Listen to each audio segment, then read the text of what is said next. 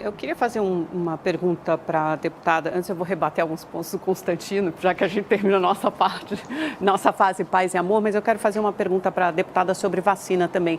Primeiro, falar sobre os atos que eles chamam de antidemocráticos, é porque havia não uma, mas várias faixas pedindo o fechamento do Congresso, do STF, fora a Maia, a AI-5, né? A AI-5 é pedir a intervenção militar, isso não está previsto na Constituição. Quando o Ives Gandra Martins, jurista, fala que o artigo 142 praticamente confere um poder moderador ali às Forças Armadas, isso não é verdade. Isso já foi esclarecido por todos os 11 ministros do Supremo Tribunal Federal. Eles dizem que não é isso que prevê o artigo 142. Na questão do aborto, né, da palavra da mulher, é isso que tem que valer sim, né? Seria um retrocesso democrático se você tivesse que pedir um corpo de delito, um boletim de ocorrência para fazer um aborto, sendo que a permissão legal de fazer um aborto já é restrita. Isso está escrito no Código Penal, que já foi aprovado numa época, aliás, muito mais restritiva de direitos do que a gente vive hoje. Então, restringir, dar um passo atrás nisso, certamente seria um retrocesso. Agora, terminar com essa história que o Constantino falou, e nisso eu concordo com ele, sobre a Sputnik na fase 3. Isso foi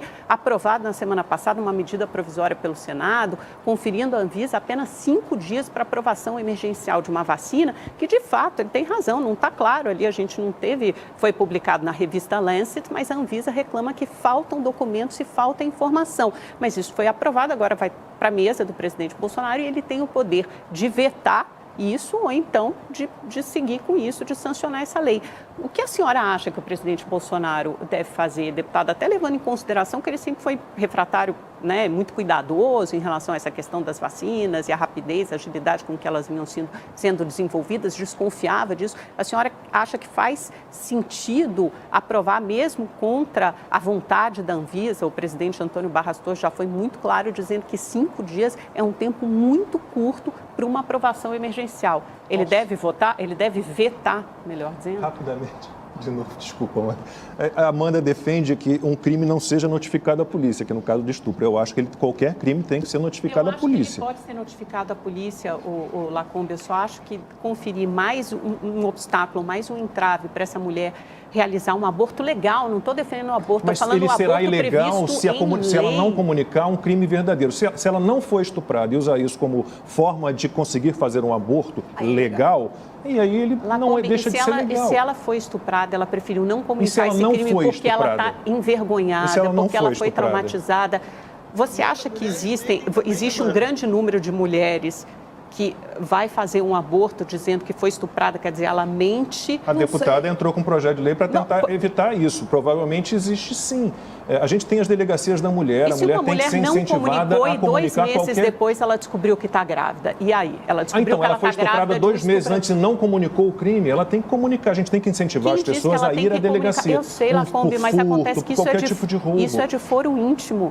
Não isso é uma questão é um crime totalmente... que tem que ser comunicado para ser investigado. A gente tem que confiar nas nossas forças de segurança, nas nossas forças policiais. Muitos desses tem uma estupradora solta. Tudo bem. Então, mas assim, foro íntimo, tem um estuprador solto. É um dever cívico da mulher, digamos assim. Deixa vestígios. É difícil, às vezes, até de provar mas aí faz o corpo de delito e fala, olha, não deixou vestígio porque eu estou sendo estuprada há anos e anos. Que será investigado. A gente tem que confiar na polícia. E os atos antidemocráticos, de novo, a Polícia Federal já concluiu as investigações. O que a deputada Bia Kicis, a deputada Carla Zambelli, a senhora incentivou alguém que fosse para frente do Congresso? Dizendo, e digo hoje, eu sou contra o fechamento de qualquer poder. Eu acho que a senhora tem todo... É porque a investigação é contra ela, contra a Bia Kicis. Mas aí está em cima da gente. Tudo bem, eu estou falando... E outra coisa, o brasileiro que foi lá pedir, porque está cansado demais, levantou uma placa dizendo eu quero o fechamento do STF, esse cara tem que ser preso, na sua opinião?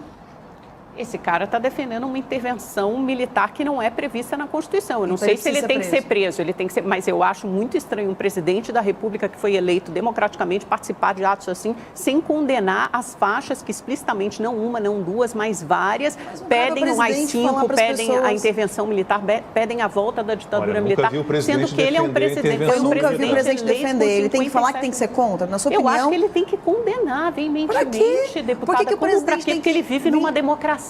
Porque mas o fato dele não defender, ele tem que exaltar. Ele já se referiu, olha, eu não defendo isso não faço isso não. Já falou, é verdade, várias vezes. Algumas vezes. Justamente depois desses atos antidemocráticos. Assim, olha, pessoal, tudo bem? Quinta-feira, live, 19 horas.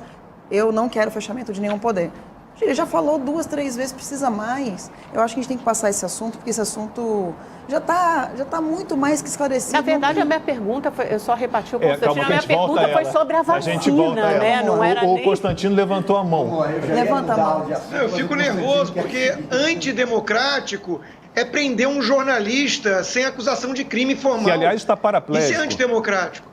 Então, nós temos um Estado policialesco liderado por um Supremo Tribunal Federal que tem a pior composição da história. Aliás, a Amanda usou como referência isso, o Ives Gandra disse uma coisa, mas os ministros do Supremo já discordaram. Pô, eu fico com o Ives Gandra. Se tiver aqui do outro lado o Xande, o Toffoli, o Lewandowski e o Gilmar Mendes, eu não tenho dúvida de qual lado eu fico. Agora, o Lacombe trouxe a história da pedofilia. Eu quero lembrar que uma ativista essa semana de aborto, né, Débora Diniz, chamou o presidente Bolsonaro de caçador de pedófilos. Quer dizer, que rótulo melhor que você pode querer? Né? Que rótulo melhor que você pode querer? Eu também sou caçador de pedófilos, ainda bem, né? Com muito orgulho. Não, mas eu vou deixar voltar para o assunto da vacina. Antidemocrático é você censurar veículos de comunicação, né? Isso é antidemocrático. O Supremo deve se criticar muito o Supremo, e o Supremo é merecedor e passível de várias críticas, mas num presidencialismo como o nosso, com a tripartição de poderes, o que a Constituição estabelece é que todos podem errar, mas o Supremo tem o direito de errar por último. É isso o que está na Constituição, o que a gente deve respeitar. Ou pedir para regular a mídia, né? Coisa que esse governo nunca fez. Os governos anteriores do PT fizeram várias vezes. Bom, voltando à pergunta sobre a vacina, que a deputada, a senhora acha que o presidente deve vetar 5 dias? É um prazo muito apertado para a Anvisa autorizar emergencialmente uma vacina? Eu acho que 5 dias é muito apertado. A gente não pode brincar com a vida da nossa população. Nós não somos ratos de laboratório. Então, assim, mas ao mesmo tempo eu quero dar uma notícia que saiu ontem. A Fiocruz e o Ministério da Saúde vão construir a maior fábrica de vacinas da América Latina. Vezes sobre isso. Pouca gente falou sobre isso. Pouca gente falou sobre isso. Então, quando eu digo aqui, nós não podemos ser ratos de laboratório, ao mesmo tempo eu estou dizendo, a vacina da Fiocruz, da Fundação Oswaldo Cruz, junto com o Ministério da Saúde do Governo Federal, vai construir a maior fábrica de vacinas que poderá produzir até 600 milhões de doses, ou seja, para a população toda do Brasil e ainda sobrar para a gente poder exportar. Eu pergunto isso, deputado, até porque o líder do governo na Câmara, deputado Ricardo Barros, é que está fazendo essa pressão grande para diminuir o tempo de aprovação da Anvisa. Então, a senhora está dizendo que ele não tem razão, é basicamente isso, né? Que a Anvisa precisa de mais gente. Eu estou dizendo que eu discordo do líder do governo, inclusive disse para ele isso hoje por WhatsApp, que eu discordo do pensamento dele. Eu, como deputada federal, posso discordar do líder do governo e não discordar do governo. O líder do governo pode falar opiniões dele pessoalmente, né, como deputado federal, e não como líder do governo, não necessariamente dizendo o que o presidente pensa. Se o presidente vai vetar ou não, não sei. Não conversei com o presidente sobre isso. Mas eu, deputada federal, se tivesse que votar, votaria contra. Deputada, eu queria retomar, na verdade, um outro assunto. A senhora falou dos bastidores do impeachment. Eu queria saber sobre um outro caso rumoroso, da qual a senhora participou também, que foi o caso que envolveu a queda do ex-juiz e ex-ministro Sérgio Moro.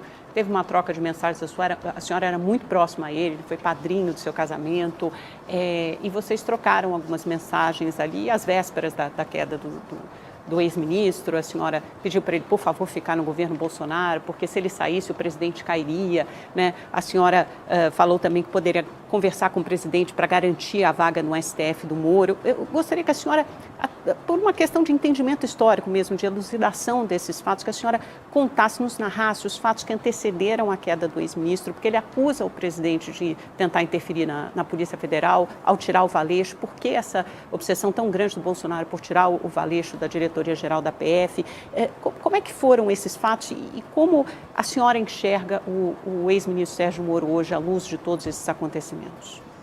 Vamos lá. Eu acho que o presidente não tinha obsessão por tirar o Valeixo, e sim um direito de poder colocar na direção da Polícia Federal, que está dentro do Executivo, de colocar uma pessoa que estivesse alinhada com ele. O STF proibiu que essa pessoa fosse o Ramagem e outra pessoa foi indicada. Então, ele só queria alguém que tivesse... Se você é eleito, por exemplo, dizendo eu vou combater pedofilia, vou combater o crime organizado, vou combater tráfico de drogas, quem é responsável por fazer isso? Polícia Federal. Se você tem uma campanha direcionada a isso, você tem que colocar na direção da Polícia Federal um delegado de Polícia Federal que esteja alinhado com os seus pensamentos de campanha. Só isso. Em relação ao ex-ministro Moro, eu estava errada, né? estava bem errada. Eu chutei muito mal, porque eu achei que o presidente fosse cair com a saída dele e não caiu e está cada vez mais forte. E eu acho que os erros do Moro contribuíram muito para que fosse desvelada a verdade, assim, que fosse mostrada a verdade. Eu acho que naquele dia, para a conotação histórica, como você falou, Amanda, naquele dia, quando o ministro Moro anunciou a sua saída com uma série de acusações, a gente tinha ali pelo menos 90% da população apoiando o Moro. Era assim, pelo menos a minha população que eu tive acesso nas redes sociais. Aquela semana a gente fez uma análise de todos os comentários, etc. A gente vê que das 11 às 5, todo mundo pró Moro. Quando o presidente fez o pronunciamento dele, que eu estava presente, fiz questão de estar presente para poder mostrar em que lado eu estava, porque eu lembro que eu comentei o seguinte, né? Quando o ministro Moro falou que ia sair, eu falei, e agora? O que eu vou fazer? Porque um é meu padrinho de casamento, né? Um dos padrinhos de casamento, não é mais, eu tirei ele dessa posição, Dr. Ives Gandra Martins continua na posição e é o oficial agora. O Abraham Ventralba também é meu padrinho de casamento. Então, voltando, assim, a gente tinha o ministro Moro com uma grande maioria de apoiamentos das 11 às 5. Às 5 horas da tarde, quando o presidente fez o pronunciamento, a gente ficou meio a meio. E quando o ministro Moro resolveu escolher a Rede Globo, que mais batia no presidente, para mostrar um print da afilhada de casamento, e um print que, assim, uma conversa de WhatsApp, eu acho que a conversa de WhatsApp existe antes de Moro e depois de Moro. Antes as pessoas falavam o que pensavam, agora pensam assim, não, isso pode vazar. É melhor não falar o que eu penso no WhatsApp para uma pessoa, porque ela pode me trair e vazar. Quando eu mostrei no dia seguinte que a conversa tinha um cabimento, eu mostrei para ele que a bolsa estava caindo, para ele, por favor, não sair, né? Porque a bolsa caindo daquela maneira, num momento de pandemia, o Mandetta tinha acabado de sair, não era o momento, eu acho que todo mundo concordou comigo. Qualquer brasileiro que estivesse naquela situação em que eu estava conversando com o Moro, teria pedido para ele não sair. Hoje, olhando para trás, no resgate histórico, a gente vê que bom que o Moro saiu. E a Polícia Federal trabalhou mais ainda depois que ele saiu, teve muito mais combate ao tráfico de drogas depois que ele saiu, e a gente percebeu que o presidente não caiu, muito pelo contrário, ficou mais forte. Então peço desculpas aqui públicas ao presidente por ter achado que ele podia cair se o Moro saísse. Não cairia, presidente, não caiu e não cairá.